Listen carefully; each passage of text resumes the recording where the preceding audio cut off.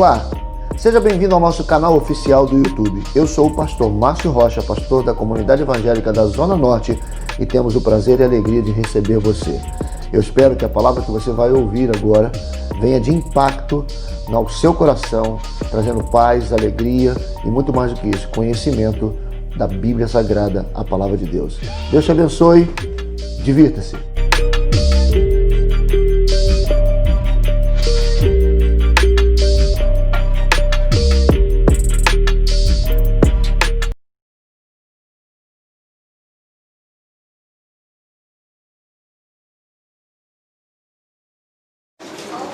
Evangelho de Mateus, capítulo 26.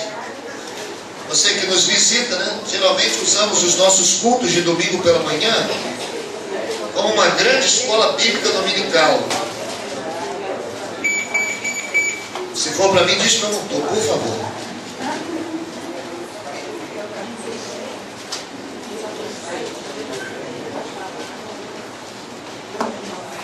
Mateus 26. Quero ler com você do verso 69 ao 74. 69 a 74. Podemos ler, amém? Se tiver alguém sem Bíblia perto de você, você compartilha da palavra com ele. Ora, Pedro estava sentado fora do pátio e aproximou-se dele uma criada e lhe disse: Tu também estava com Jesus, o Galileu. Mas ele negou diante de todos, dizendo: Não sei o que dizes. E saindo para o pórtico, outra criada o viu e disse aos que ali estavam: Este também estava com Jesus de Nazaré. Verso 72. E ele negou outra vez, jurando que não conhecia tal homem. Logo depois, aproximando-se os que ali estavam, disseram a Pedro: Verdadeiramente também tu és um deles, pois o teu modo de falar te denuncia. Então começou ele a praguejar e a jurar, dizendo: Eu não conheço esse homem. E imediatamente o galo cantou. Vamos até o livro de Atos, capítulo 2. Livro de Atos, capítulo de número 2. Então eu direi, Atos 2, verso 14. E depois vamos ler o verso 41. Atos 2, 14. Pedro, porém, pondo-se em pé com os 11, levantou a voz e disse-lhes: Homens judeus, e todos os que habitais em Jerusalém, seja-vos isto notório, escutai as minhas palavras. Agora verso 41 de ainda Atos capítulo 2, diz assim: Os que de bom grado receberam a sua palavra foram batizados, e naquele dia agregaram-se quase 3.000 almas. Aleluia! Meu irmão, nessa manhã eu quero compartilhar algo com você concernente à vida de Pedro, a vida do apóstolo Pedro. Algo que talvez vocês já conhecem, algo que vocês talvez já tenha como característica da vida de Pedro, a principal característica da vida de Pedro, e eu quero falar com você nessa manhã sobre algo que me chamou muita atenção na trajetória da vida espiritual de Pedro. Na verdade, a trajetória espiritual da vida de Pedro é muito parecida com a nossa trajetória. O exemplo da vida de Pedro parece muito, talvez seja até gêmea da nossa caminhada espiritual. Pedro, quando nós pensamos em Pedro, o Pedro que a Bíblia nos apresenta, quando alguém fala assim de Pedro, uma característica de Pedro, a primeira coisa que vem na sua cabeça é que Pedro negou Jesus. Quase ninguém lembra que Pedro foi o que andou sobre as águas, quase ninguém lembra que Pedro foi o que pregou e 3.000 se batizaram. Quando alguém vacila, a coisa que a gente fala é o quê? Aí, está igual a Pedro, né? Está negando Jesus. Inclusive eu tenho uma mensagem para jovem, denominada O Galo Cantou, que eu uso a vida de Pedro como esse exemplo. Um exemplo muito atual para a nossa vida. muito semelhante à nossa vida. E aí a gente fica pensando, caramba, Pedro andou com Jesus, Pedro viu milagre, Pedro até expulsou demônio, Pedro recebeu a palavra profética que nenhum outro discípulo recebeu. Tu és Pedro, sobre esta... Deus deu a chave na mão de Pedro. Pedro andou sobre as águas, mas por que será que Pedro caiu? Você já parou para pensar nisso? Por que Pedro caiu? Ou por que nós, de vez em quando, estamos dando uma vacilada? Vou usar uma linguagem para você entender. Por que é que nós, depois de ouvirmos tudo, de vermos tudo, quem aqui de verdade já desfrutou de um milagre em alguma área da sua vida? Quantos aqui? Quantos já oraram por alguém e essa pessoa, dor de cabeça, essa pessoa, a dor de cabeça foi embora? Quantos já fizeram uma visita na casa de alguém e alguém foi se converteu ao Senhor? Quantos já levaram pessoas ao batismo aqui? Quantas? Se tudo isso já aconteceu, por que será que caímos? Por que será que nós, usar a linguagem jovial, por que a gente está dando mole? Por que será que Pedro, o Pedrão, um pescador rude, um cara trabalhador, um falante pescador, por que Pedro caiu? Essa manhã eu quero compartilhar com você pelo menos 3 características de Pedro, que podem ser suas, que levaram Pedro a uma história de fracasso, a uma situação de fracasso, a uma situação de tristeza na vida desse grande apóstolo chamado Pedro. Pedro caiu porque a sua experiência com Deus não era suficientemente profunda. Primeira característica que fez com que Pedro caísse era que a sua experiência com Deus não era suficientemente profunda. Nós estamos no mês onde temos profetizado o quê? Que nós vamos encontrar o Senhor, amém? Jeremias 29, versículo 13 diz o quê? Buscar-me-eis e me achareis quando me buscardes de quê? De todo o coração. Deixa eu me dizer algumas características de Pedro. A base religiosa de Pedro era o judaísmo. Quero fazer uma breve história para você entender. Toda a base da religião de Pedro, do pensamento religioso de Pedro, estava no judaísmo. Ou seja, a sua experiência com Deus resumia-se naquilo que ele podia fazer e naquilo que ele não deveria fazer. Pedro estava debaixo de quê? Da lei. Ele não entendia o que era graça. A relação de Pedro com Deus não era uma relação de coração. A relação dos religiosos da época do judaísmo era uma relação baseada em leis, em prescrições. Tanto é que quando aquela mulher pega em flagrante de adultério, é levada para a praça, o que aconteceu com as pessoas lá? Os sacerdotes? Olha aqui, ó.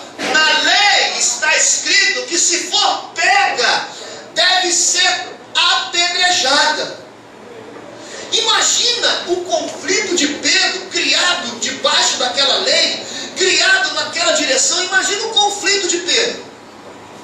Como é que Pedro devia estar pensando? Rapaz, e agora? Então está escrito isso mesmo. Você percebe que nenhum dos discípulos chegaram para Jesus e disseram: pô, Jesus, quero cuidar dessa mulher aí, Senhor. Foi Jesus que falou assim: não, peraí, está escrito? Ok, mas quem não tiver pecado, que atire a primeira pedra. A Bíblia diz que os discípulos ficaram o quê? Maravilhados. Os discípulos ficaram boquiabertos, porque Jesus estava ali fazendo-se cumprir a lei, mas debaixo da graça. Você entende? Então a vida de Pedro não era uma vida de relacionamento de coração, era baseado no que está escrito. Para Pedro era: se está escrito, está escrito. Se não está escrito, então não tem problema. Pedro foi criado debaixo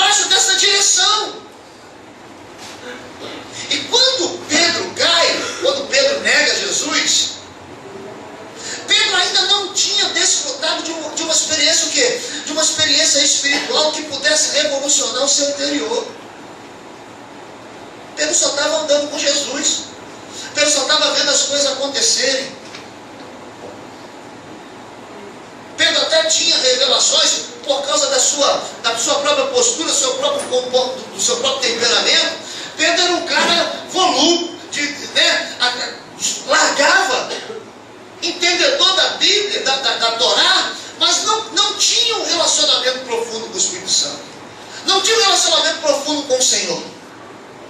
E meu irmão, um dos maiores motivos das nossas quedas deve-se ao fato de nós não criarmos raízes profundas de relacionamento com o Senhor. Tem gente que diz assim: pastor, já li a Bíblia 10 vezes, de Gênesis a Apocalipse, eu sei tudo de cor. O que adianta? O que adianta? É importante ler a Bíblia? Claro que é. Mas do que importa só saber da lei? Do que importa só saber da letra, se você não criar um relacionamento profundo com Deus? Irmãos, nós podemos saber muita coisa de Deus, porém não ter nenhum relacionamento com Ele. Existem pessoas, se forem falar de pessoas, existem pessoas que estudam sobre a vida de pessoas. Por exemplo, o Marco Polo é professor de história. Talvez se nós pudéssemos perguntar: Marco, será que você pode falar alguma coisa sobre Dom Pedro? Ele vai dizer onde Dom Pedro nasceu, como foi batizado, qual a primeira fralda que Dom Pedro usou, ganhou de presente. Aí, olha a nossa ignorância. Caramba, o Marco deve ser íntimo do cara. Olha, inclusive, pastor, ainda existe um descendente de Dom Pedro aqui em Vila Isabel. O que a gente vai imaginar? Caramba, o Marco é íntimo, sabe tudo. Mas talvez ele nunca tenha visto essa pessoa. Ele sabe, estudou sobre, mas não tem a mínima intimidade.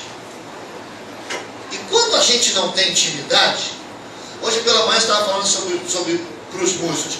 Quando a gente não tem intimidade, nós estamos propensos a fazer o que não agrada a Ele, porque a gente não tem intimidade. O relacionamento de Pedro era superficial. Ele não foi para o profundo. E aí, Jesus, quando convida Pedro, olha que coisa tremenda. Quando Jesus convida Pedro para ser pescador, quando Jesus convida Pedro para usar o barco de Pedro, o que Jesus diz? Você quer um milagre, Pedro? Então tá bom, vou te ensinar uma coisa. Vai para o fundo. Vai lá para o fundo, que o milagre vai acontecer. Jesus tinha poder para mandar os peixes vir para o raso? Claro que tinha. Jesus tinha poder para fazer assim com o cardume, ó. O cardume vindo na areia, quicando na areia, e entrar na rede de Pedro. Mas ele estava mostrando para Pedro o seguinte: se você quer ter milagre, vai para o fundo. Que o lugar de milagre é no fundo.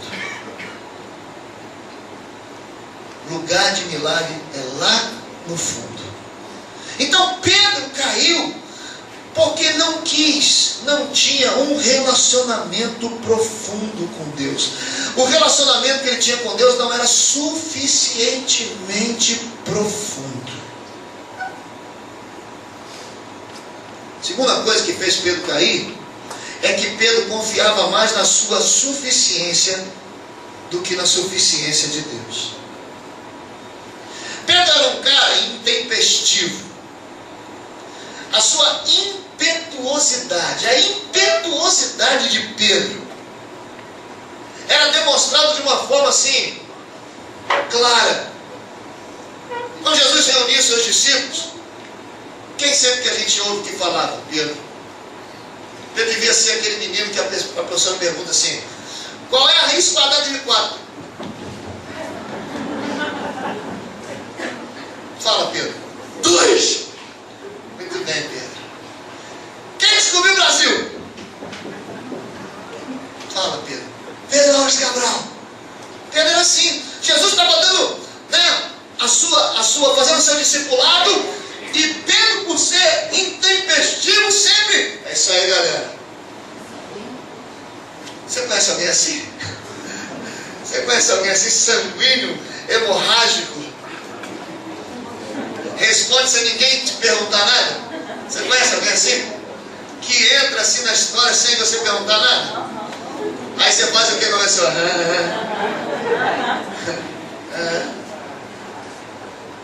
Ô pastor, esse teto aí está errado. Pastor, essas lâmpadas estão fora dos quadros. Está terminado já, filho. Pastor, riscaram na parede aqui, estão jogando um bicho na igreja, né? Porque ali é a medida. Sabe, tem gente que entra na parada sem ninguém perguntar nada. Pedro era assim. Mas sabe por que Pedro era assim? Porque ele confiava muito nele. Ele não dependia de Deus, ele não aprendeu a depender de Deus. Em determinadas situações do Evangelho, você vai perceber que Pedro dependia mais no seu braço, confiava mais no seu braço do que no poder de Deus. João 18:10, você vê que quando o centurião parte para dentro de Jesus, o que Pedro faz? Tira a espada e vai, ninguém toca. Aí Jesus, peraí filho, foi lá, pegou a orelha do cara. Pedro, Pedro, me dando trabalho. Deixa eu lhe dizer uma coisa muito séria. Muitas das vezes a tua sabedoria está dando trabalho para Jesus, hein? Ao invés de Jesus estar querendo te abençoar, Jesus está catando a orelha no chão que você está cortando. Fala para o irmão aí, irmão, deixa Deus trabalhar, deixa. Vai, Deus trabalhar, para de cortar a orelha aí. Fala para o irmão, para de cortar a orelha.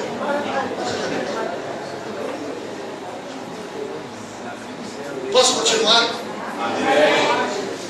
Pedro confiava tanto no braço dele que achou que podia mudar o curso de Jesus. A Bíblia diz que Pedro chama Jesus nas conversas. Não é assim, Senhor, por favor, posso falar contigo? Não, a Bíblia diz que Pedro falou assim, chega aqui. Jesus está dizendo para o povo assim, irmãos, eu vou me retirar de vocês, eu vou para o meu calvário. Pedro, ó, chega aqui. Chega. Jesus aqui. Que história é essa? Tu vai morrer? Tu tá doido? Que vai morrer nada? Vai morrer nada? Tu vai ficar aqui com a gente. Jesus chegou assim, sai Satanás. Arreda-te de mim. Às vezes a gente quer dizer o que Jesus tem que fazer na nossa vida. Senhor, é o seguinte, eu não quero aquela moça que o Senhor me deu, não, eu quero aquela outra lá. Entendeu? Ó, o senhor está obreiro, quem é obreiro? Eu quero ser pastor. Então o senhor mata o pastor para assumir o lugar dele. Oração Voodoo Gospel, o nome dessa oração.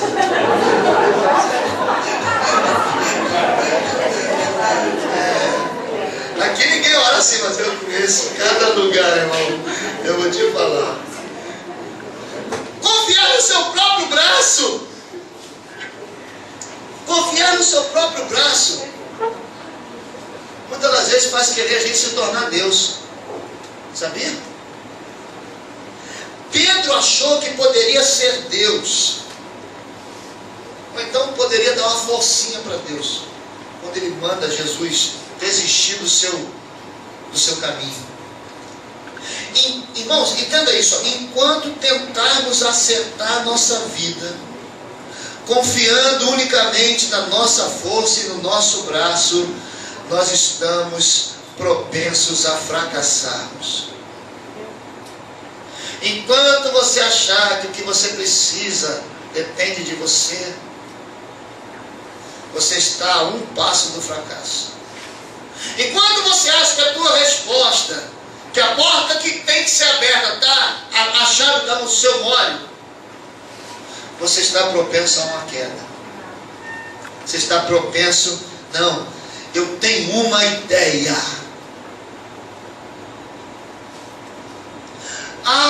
Eu descobri, eu tramei aqui uma situação. Pensa comigo numa coisa. O que você talvez esteja vivendo hoje de problema, foi Deus que te deu essa estratégia? Não, pastor, eu pensei que fosse. Pensar que fosse não é. Você orou, quando Deus falou assim, ó, quando apareceu aquela lâmpadazinha, tem aquela ideia assim, Você colocou diante de Deus? Você passou pelo processo do crivo de Deus? Ou o desespero te fez confiar no teu braço? Eu estava conversando com uma pessoa essa semana e ela disse: eu vou embora de casa. Eu falei: é? É. Deus te mandou sair? Não, pastor, não é possível que o que eu estou sofrendo hoje, Deus quer que eu continue aguentando isso. Não, eu não perguntei isso. Eu estou te perguntando se Deus abriu a porta da sua casa e falou assim: vai. Porque fugir é fácil, irmão. Fugir do problema é a coisa mais fácil que tem. Sabia? Mais fácil. O problema é aguentar a pressão depois. E aí ficar assim: Deus, e agora, Deus, e agora? Desculpa, Deus falou assim: o problema é seu. Não mandei você fazer isso. Posso dizer uma coisa a você, com toda a sinceridade do meu coração? Eu creio que o desejo do coração de Deus era passar o dia inteiro te abençoando. Quem é pai aqui? Quem é pai? Pai, fale comigo. O desejo do teu coração para com seus filhos não é você passar o dia inteiro presenteando teus filhos? Se você pudesse, você não passaria o dia inteiro dando as melhores escolas para o seu filho, os melhores cargos. Não é verdade? Não é isso, não é verdade? Deus também é assim. Só tem um detalhe: talvez Deus esteja perdendo tempo arrumando a sua bagunça, ao invés de estar te abençoando. Deus queria estar te abençoando, mas tu está deixando roupa tudo espalhada, está deixando um monte de coisa tudo espalhada no meio do caminho. Aí Deus tem que consertar, irmão. Porque não é o seu nome que é envergonhado. Quando eu, filho de Deus, peco, é o nome do meu pai que é envergonhado. É o nome do meu pai. Sabe o que vão dizer? Quando eu era mais novo, se eu fizesse alguma bobagem em Nilópolis, sabe o que iam dizer? O filho do Manel. Hoje ele é pai do pastor, mas antigamente eu era o filho dele. Fiquei mais famoso que ele. Você está entendendo? Mas é assim. Quando você faz alguma coisa que dizem, o crente. Olha o crente. Olha o que o crente está fazendo. Ninguém sai no jornal assim, ó: fulano de tal, sai assim, pastor evangélico. É ou não é? Então, a gente precisa entender que enquanto a gente estiver confiando no nosso braço, a gente está propenso a cair. Você confia em quem? Pedro caiu porque ele era autossuficiente. Por isso ele caiu. Terceira coisa que fez com que Pedro caísse, e aí essa eu quero gastar um pouco mais de tempo. Ó, Pedro também se levantou, tá? Vou entrar na parte boa da mensagem, para você dar um sorriso. Ok? Mas a terceira coisa que fez com que Pedro caísse é que mesmo convivendo com Jesus, a sua transformação foi parcial e não total. Mesmo tendo andado durante 3 anos com Jesus, a Bíblia diz que Pedro andou 3 anos com Jesus, e nos maiores momentos Pedro estava com ele. Jesus sempre escolhia 3, né? Dos 12, 3 para andar: Pedro, Tiago e João. Então a melhor fase, vamos colocar assim, os maiores milagres, quem estava com Jesus? Pedro. Não ia Tomé, não ia Judas, não ia outro Tiago, ia Pedro. Pedro, Tiago e João, vem comigo. Então Jesus escolheu Pedro. Pedro andou com ele, desfrutou de uma relação íntima com Jesus. Muito íntima. Comeu, passeou, conversou, dormiu perto. Marcos capítulo 6 diz que até demônio Pedro expulsou. Até demônio Pedro expulsou. Mas o tempo que ele andou com Jesus não provocou grandes mudanças no coração de Pedro. Quantos de nós contamos com uma base cristã, uma educação cristã, mas não permitimos que o Senhor toque em coisa na nossa vida? Tem gente que diz assim: pastor, eu nasci num lar evangélico, eu sou de berço evangélico, está no berço até hoje, 20 anos no berço, 20 anos, Deus querendo mudar, Deus dando palavra, concordo não. Não, concordo. Agora, né, eu recebi um e-mail essa semana, na semana passada, agora estão levantando aí uma polêmica sobre dízimos. Dízimos é lei, dízimos é não sei o quê, dízimos... Irmão, só quem já teve experiências profundas sendo fiel em dízimo, sabe que a gente não pode ficar sem dizimar ofertado. Só quem já abriu o coração está aqui, Senhor, é teu, não é meu, é teu. Quando essas coisas, pode falar o que quiser. Pastor, também o senhor é pastor, né? Não, antes de ser pastor, eu sou filho de Deus como você, sou dizimista como você. A nossa igreja é dizimista. Então, tem gente que acha, não, anda com Jesus, mas não quer ser transformado por ele. Ali está na presença de Deus há um tempão, continua xingando. Está na presença de Deus há um tempão, continua assistindo filme pornográfico. Está na presença de Deus há um tempão, já expulsou demônio, já pregou, já foi até no púlpito pregar. Mas continua dando mole. Continua dizendo, Senhor, aqui não toca não. Aqui eu nasci assim, cresci assim, vou viver assim e vou morrer assim, mas não me chamo Gabriela. Você está entendendo? Essas coisas, essas restrições aonde o Senhor quer tocar, estão te fazendo cair. Você sabia que Jesus nunca mandou Pedro largar a espada? Imagina Jesus, né? Andando com Pedro e Pedro lá, ó, o espadão. Jesus devia comentar com ele mesmo: por que esse cara está com a espada? Esse cara vai fazer borrada. Mas Jesus nunca falou para ele. Tanto é que lá ele faz o quê? Arranca a espada e vá. A Bíblia diz que ele largou a espada no chão. Ali ele entendeu. Irmão, deixa eu te dar uma palavra de Deus para você. Larga a tua espada no chão. Procura se relacionar com a verdadeira arma, que é a palavra do Senhor. Deixa Deus tocar no teu coração. Deixa Deus falar contigo, querido. Deixa Deus mudar de verdade a tua vida. Será que nós ainda não percebemos como igreja que quando Jesus entrou na nossa vida é para mudar geral? Alguma mulher aqui varre a casa e deixa a varanda suja? Ou alguém varre a casa e põe coisa debaixo do tapete? Alguém deixa a cozinha suja? Ah, vou limpar tudo. Alguém faz isso? A gente pensa que Jesus vai fazer isso na nossa vida. A gente trata, sabe como o Espírito Santo? O Espírito Santo aqui você toca, aqui você não toca não. Aqui não toca não, porque eu tenho uma ferida profunda aqui. Tem uma mágoa. Aqui não. Por causa dessa mágoa eu não confio mais em ninguém, eu não faço nada na igreja. Deixa o Espírito Santo te envolver, né? Deixa o Espírito Santo tocar em você. Parece que o cristianismo hoje, né? Parece que aquilo que é pregado hoje altera só algumas parcelas da nossa vida. Quando na verdade o que Jesus quer é mudar todo o nosso ser. Amém?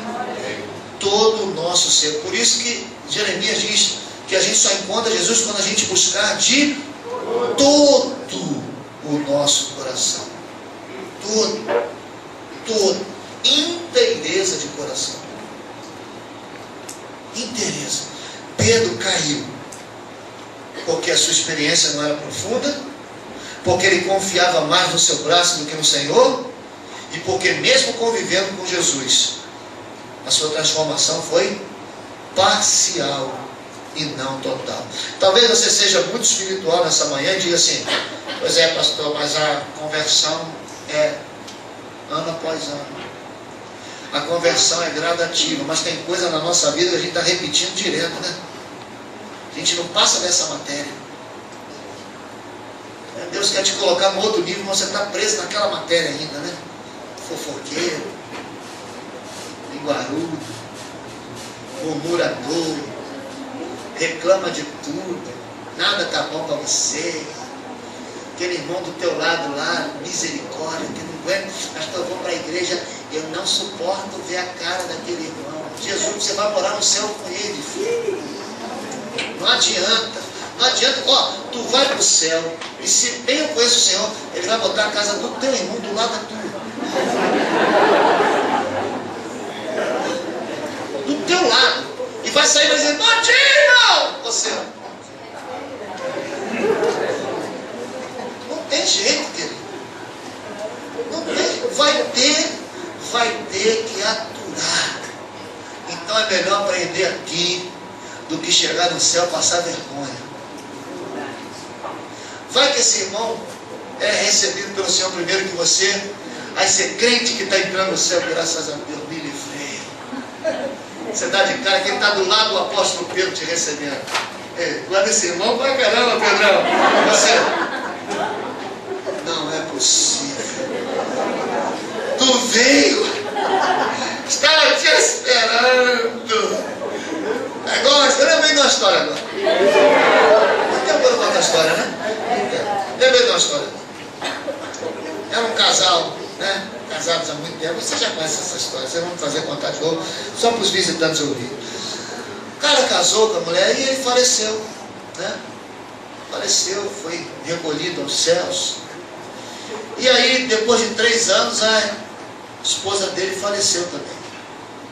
E aí ele está passeando lá no Jardim do Éden, lá no céu, naquele rio. Quando ele olha de longe, quem está chegando no céu? A esposa. Ela olhou de longe e falou assim, querido, ele, era só até que a morte nos separasse, não quero mais nada contigo. Tem jeito, irmão. O contrato era até a morte. Passou. Olha para o irmão e diz assim, querido, vou estar no céu contigo, fica tranquilo.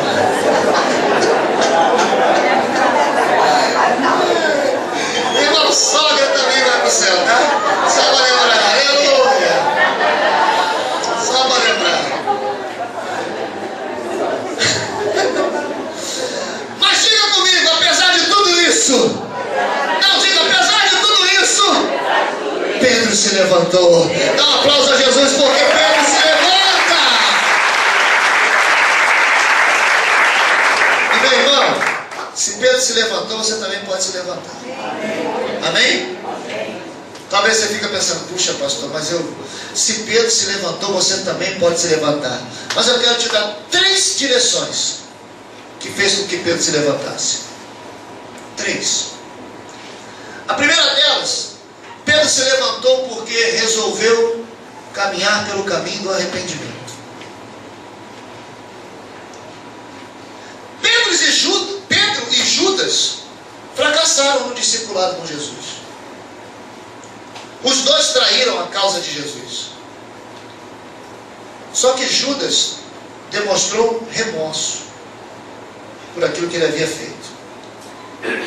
E o remorso não foi suficiente e Judas acabou o quê? Se matando. Pedro se arrependeu.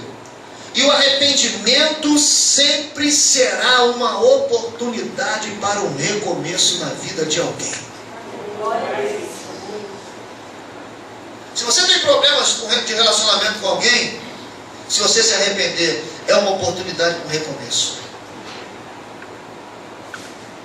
O arrependimento sempre será uma grande oportunidade para o recomeço na sua vida.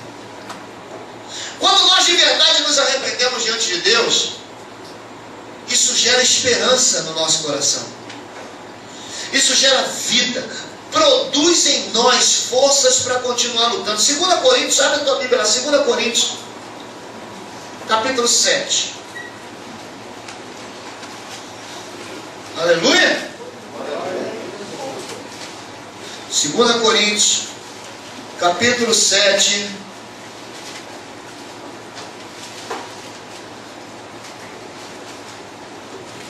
Versículo 10 diz: a tristeza, segundo Deus, opera arrependimento para a salvação, o que não traz pesar, mas a tristeza do mundo opera a morte. Meu irmão, o remorso sempre vai produzir em nós frustração, derrotismo e morte. Sabe por que Pedro se colocou de pé? Porque Pedro de verdade se arrependeu. Sem arrependimento é impossível desfrutarmos da vida abundante que o Senhor preparou para nós. Sabe por que a gente cai, levanta, cai, levanta, cai, levanta, cai, levanta, cai, levanta? Porque a gente não se arrepende. Se a gente se arrepender de verdade, a gente só cai uma vez e se levanta para sempre.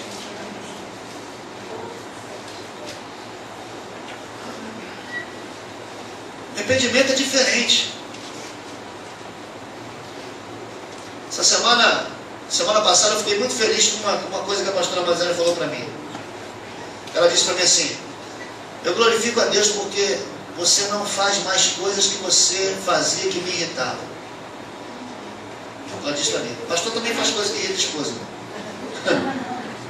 Já disse para você que eu não sou perfeito. Não sou mesmo. Sou marido quase igual a alguns aí. Tem uns que não lavam a louça, eu lavo. Tem uns que não varrem em casa, eu varro. Mas existiam coisas que eu fazia repetidamente. E aí na hora eu falava assim: pô, desculpa. Aquela coisa para resolver o problema. Que tem coisa que a gente fala para resolver o problema: pô, desculpa aí, não vou fazer mais e tal. Um mês depois está fazendo a mesma coisa. Né? Às vezes a gente faz isso com Deus: pô, Senhor, desculpa. Pô, Senhor, dá uma chorada de Miguel, né? Olha, faz de novo.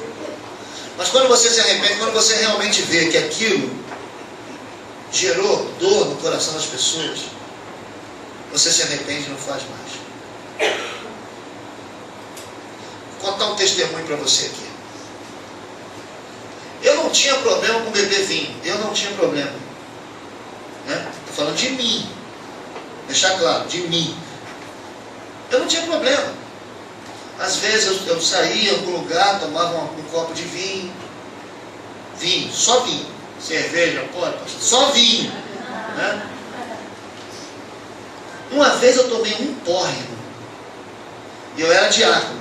Por isso que diácono é um negócio problemático dentro da igreja.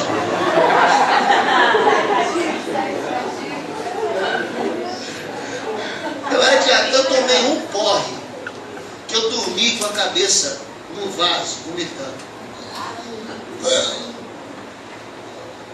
Eu me arrependi tanto, mas tanto. Falei: cara, que vergonha. Ninguém viu. Mas eu me arrependi tanto, que desde aquele dia, desde ontem, eu não ponho nada na minha vida. Brincadeira. Você rir um pouco. Mas desde aquele dia, eu disse para Deus: eu nunca mais ponho nada de álcool na minha boca. Nunca mais. Nem cheiro, nunca mais. Vou numa festa, coquetel, tem álcool. Mas você fala isso: pastor, porque eu decidi, eu me arrependi, aquilo me fez mal. Então, quando eu realmente me arrependo, eu não faço mais. Pedro foi alguém que se arrependeu, ele resolveu trilhar o caminho do arrependimento.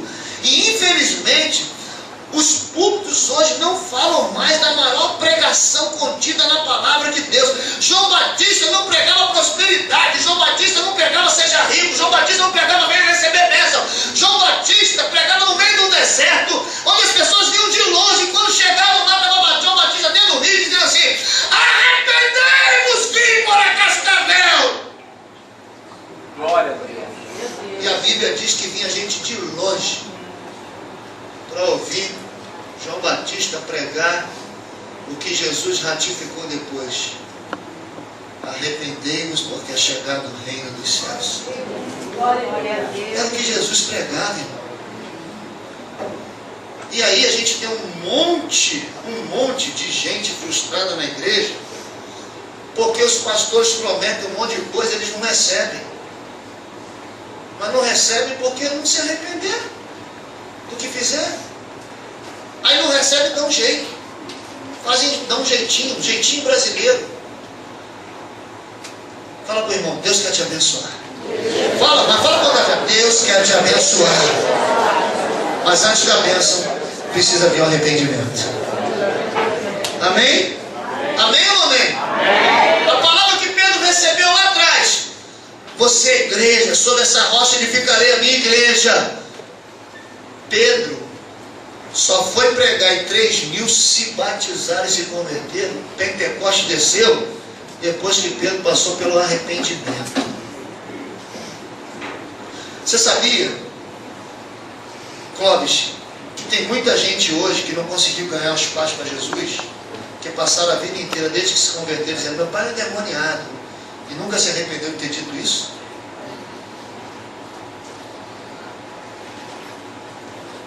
Tem que se arrepender, pastor? Não sei, pensa. Tem gente que não vive bem no casamento hoje, sabe por quê? Porque essa mulher é Satanás. Não, Satanás na minha vida, filha do demônio. Aqui nenhum marido fala isso para a mulher, não. Graças a Deus. Já foi pedir perdão a ela? Já se arrependeu? Não, pastor, eu nunca mais falei nada. Tem que falar, tem que se arrepender. Tem gente que diz: meu irmão, filho de Deus, que ele foi enviado do inferno para tirar minha paz. Olha a praga que você está mandando para o irmão. Aí quando o irmão passa, o irmão já mudou, mas você largou aquela palavra, irmão. Tem que se arrepender. Desculpa te dizer, tem que se arrepender. Tem que ir lá, me perdoe. Uma vez eu dei uma coça pro Pedro. Eu falei: Jesus. Fui lá e falei: filho, desculpa, pai, me perdoa. Nunca mais bati nele. Às vezes ele merece, mas eu descobri que é melhor conversar. Eu e meus irmãos, a gente brincava com a minha mãe. A minha mãe me arrebentava a gente, né? Ela não lembra disso, né? Ela realmente está naquele versículo: esquecendo-me das coisas para trás, né? Siga em direção ao alvo. Mas a mamãe, a gente ria, porque a mamãe batia, né? Aí vinha ela depois na cama: você desculpa, mamãe? Desculpa. Mas isso era remorso, que depois, 2 dias depois, ela também. Aí quando a gente bate nos nossos filhos, ela fica assim, ela liga pro Pedro, para a Júlia. Aí meu Pedro fala assim: pô, papai bateu. Aí ela liga para mim: você bateu no seu filho por quê? Eu falei: não mata não, mãe. Mas não bate isso não. Eu tô vivo, mãe, não mata não.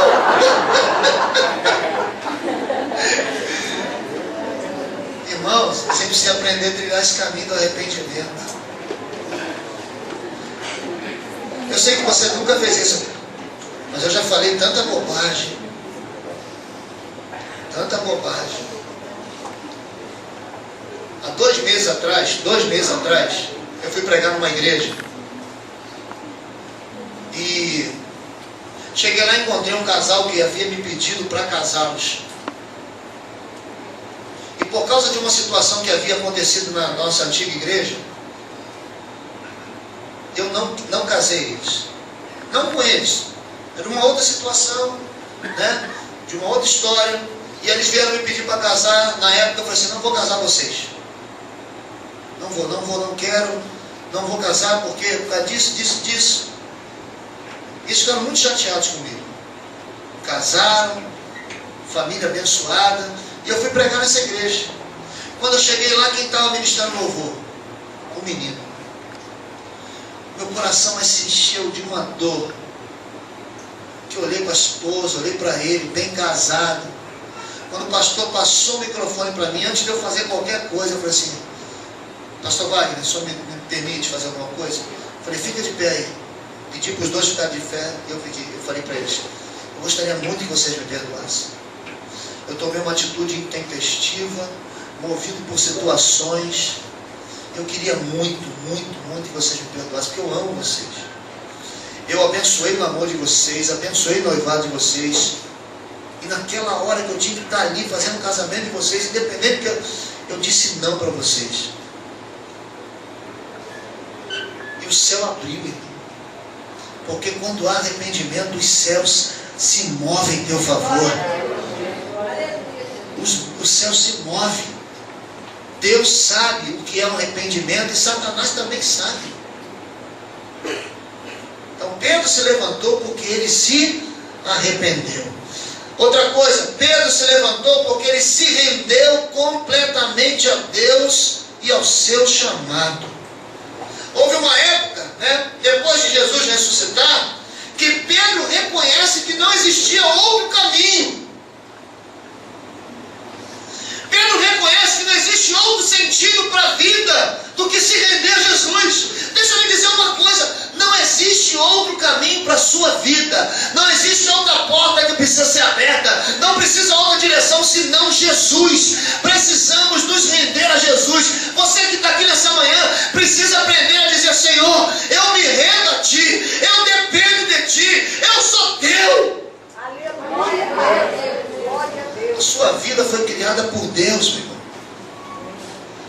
Não adianta, hoje de manhã eu estava falando para a escola de obreiros.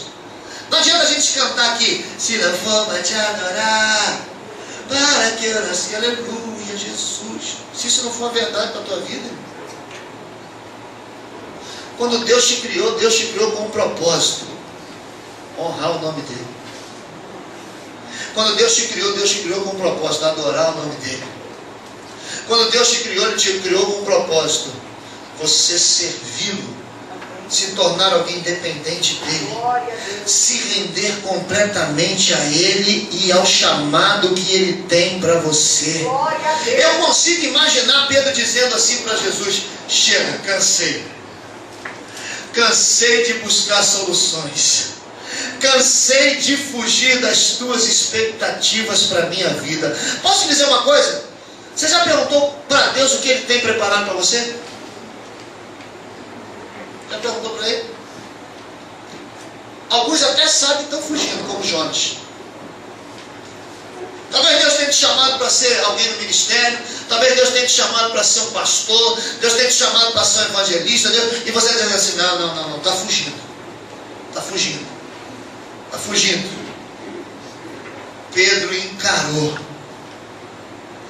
Pedro encarou o desafio do Senhor. Meu irmão, se eu quero me levantar de seguidos fracassos, preciso me render total e incondicionalmente ao Senhor e ao seu chamado. Deixa eu lhe dizer uma coisa, só para tentar te mostrar isso aqui é um suporte para a caixa, correto? Amém? Isso é um suporte para. Isso foi criado para quê? Para segurar a caixa, para suportar a caixa, certo? Se eu tirasse esse suporte aqui, fizesse um gatilho aqui, pedisse: Sérgio, arruma um suporte para a caixa ali, faz um negócio aqui, bota uma madeira aqui, uma hora ia acontecer o quê? Ia cair. Não é verdade? Ia cair, por quê? Porque não foi criado para aquilo. Eu me lembro que quando meu sogro era vivo, meu sogro começou a fazer chinelo. E ele comprava as formas já prontas, colava o chinelo e ele tinha que lixar o chinelo, a lateral, a rebaba do chinelo para deixar prontinho. Uma vez eu cheguei em casa do trabalho, tá minha sogra reclamando na cozinha: Valdir é doido, Valdir desmontou meu liquidificador. Eu falei: velho, o que meu sogro fez? Pegou o liquidificador, aonde roda, ele encaixou o negócio, botou a lixa, ficava o liquidificador, fazia 3, 4 chinelos, porque queimava, porque não foi feito para ficar ligado o tempo todo. Enquanto você não descobrir o que Deus tem para você, você vai ficar queimando aí no meio do caminho. Tem gente que Deus chamou para fazer uma coisa e você está insistindo em fazer outra. Tem gente que Deus chamou para ser um juiz, um grande advogado, e tu quer ser professor de educação física. Tem gente que te chamou para ser um líder na casa do Senhor e você está sentado aí, sem fazer nada. Fala para o irmão, se renda a Ele, aprenda a se render a Ele. Agora tem gente também que acha que Deus chamou para fazer alguma coisa e não é aquilo não, né? Não. Pastor, Deus me chamou para ser cantor. Aleluia, pastor. Eu quero ser ministro de louvor, pastor. Aí, tá bom, dá uma chance aí. Vamos lá. 1, 2, 3. Ah, quando a noite fria cair sobre mim. Oh! Tá não, irmão. Tá não. Acho que Deus chamou você professor de criança.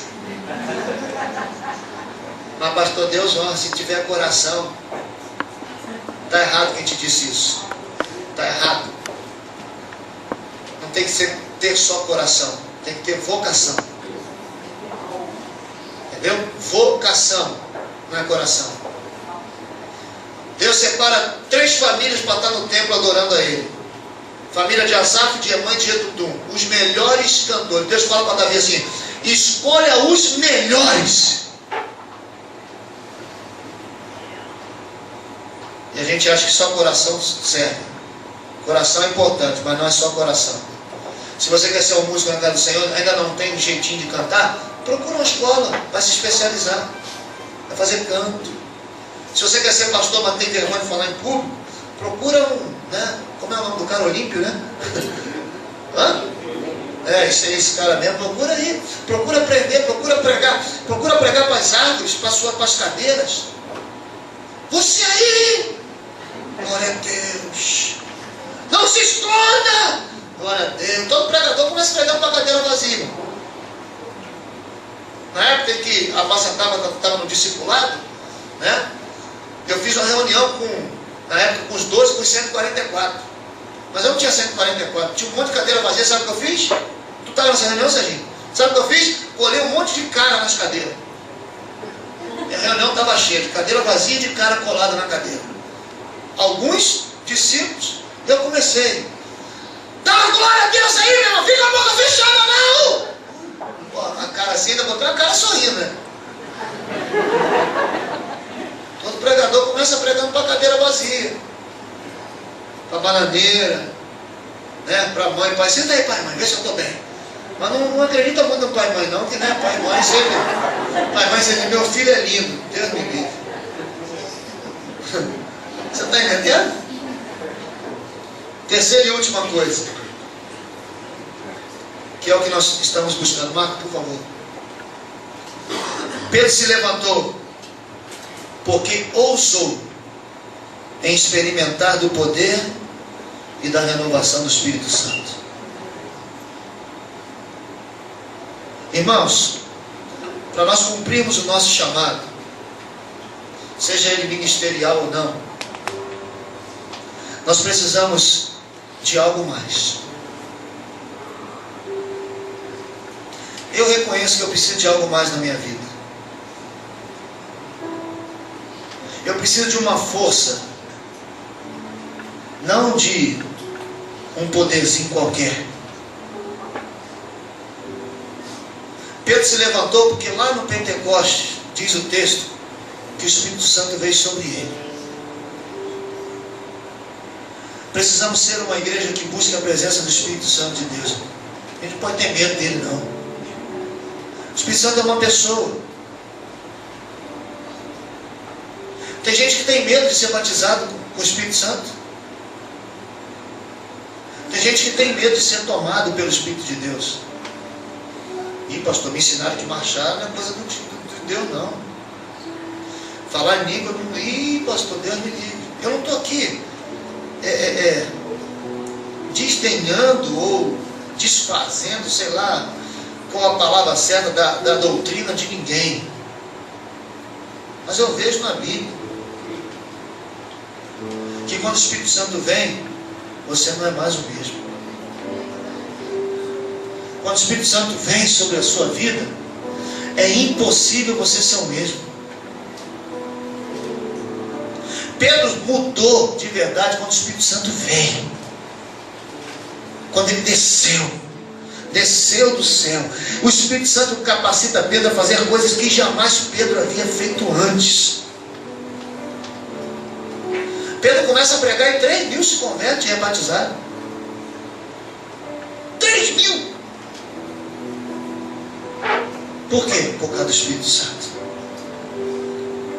O Espírito Santo renova.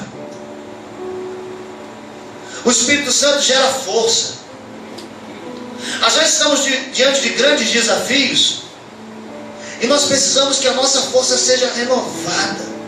Talvez você aqui nessa manhã esteja passando por muitas lutas, batalhas, tremendas batalhas. Talvez você esteja dizendo assim: pastor, estou muito cansado. Quem vai renovar as tuas forças é o Espírito Santo. Mas você tem que buscá-lo. Você tem que deixá-lo agir na sua vida. Você tem que se deixar ser cheio por Ele.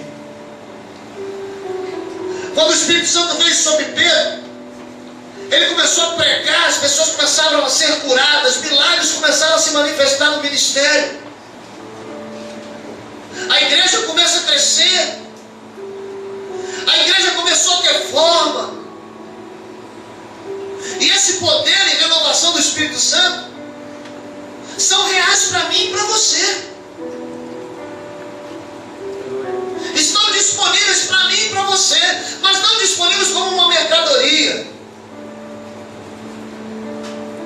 Mas se a gente clamar, se a gente buscar, a gente vai encontrar, a gente vai achar. Talvez o ciclo de derrota, de fracasso na nossa vida ainda não terminou, porque nós não estamos permitindo que o Espírito haja em nós.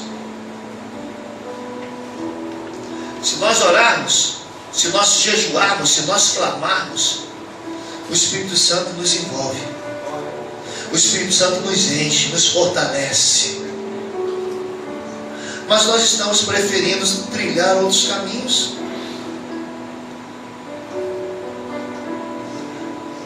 O Espírito Santo, meu irmão, é o elemento chave para que eu e você possamos nos levantar e desfrutar do melhor de Deus para a nossa vida. Pedro caiu? Caiu. Mas Pedro se levantou. E se Pedro se levantou, eu e você também podemos nos levantar. Porque Deus não quer te ver prostrado. Amém? Deus quer que você aumente o seu nível de intimidade com o seu Espírito. Deus quer que você entenda que é preciso se arrepender. Deus quer que nós clamemos pela visitação do Espírito Santo de Deus. Irmãos, eu confesso para você que quando eu me converti, eu já falei isso aqui, 2 meses convertido, me chamaram para ir para um retiro de jejum. Eu nem sabia o que era jejum. Eu sabia o que era retiro, mas jejum não sabia. Vamos embora. 3 dias sem comer nada, só bebendo água. Eu fiquei desesperado. No segundo dia, num culto, isso foi sexta, sábado, domingo, no sábado à noite, o Espírito Santo veio daquele lugar e eu comecei a ver o pessoal falando em línguas e tal. Eu falei: o que é isso, meu Deus? Era novo na fé. Eu falei: Jesus, o que é isso? Os caras estão falando, que língua é essa? Meu irmão fala inglês, mas isso eu nunca vi. Eu comecei a ver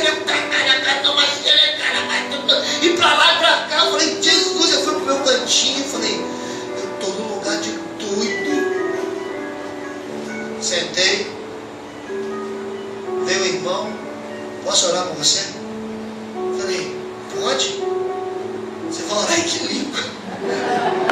Pode. Você quer ser batizado com o Espírito Santo? E ali ele me explicou que quando o Espírito Santo vem em célula, a gente nunca mais é o mesmo. E eu falei: eu quero esse negócio aí. Quero falar esse negócio aí. Ele falou: não é um negócio, é o Espírito Santo. E aí ele me colocou de pé. Fica de pé. Começou a orar por mim, meu irmão. Eu nem me lembro o que aconteceu.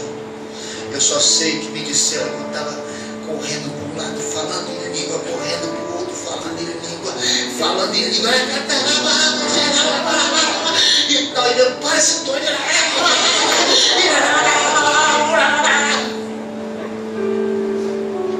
Nunca mais foi o mesmo. Isso me ensinou. Deus começou a fazer milagres. Eu era baterista, comecei a tocar como nunca. A pastora Marizã se apaixonou comigo porque eu era músico da igreja.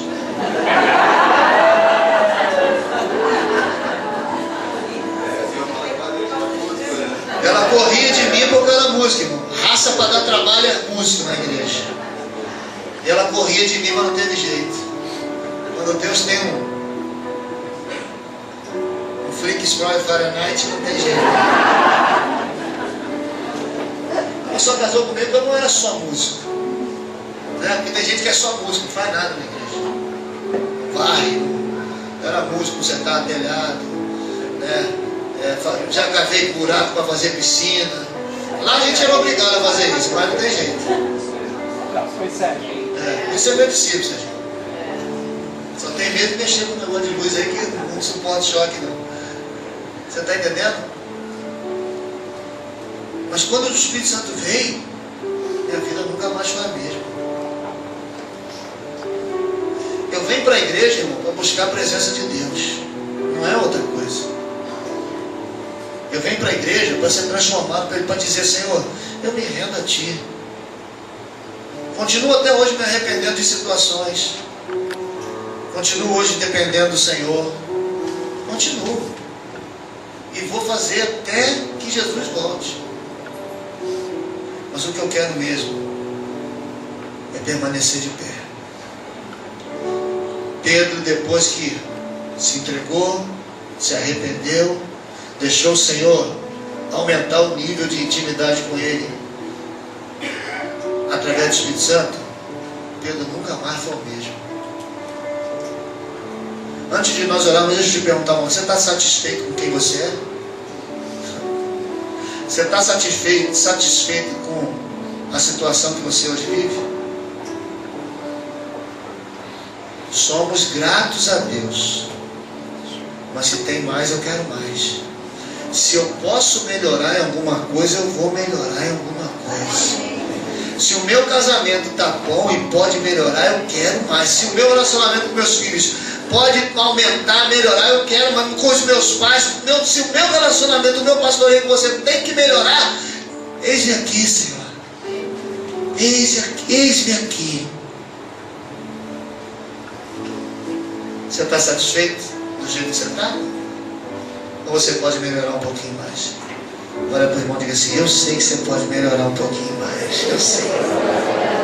Eu sei que você pode melhorar um pouquinho mais. Sabe quem traz essa mudança? Diga: o Espírito Santo de Deus. Então nessa hora eu queria que você pudesse ficar de pé.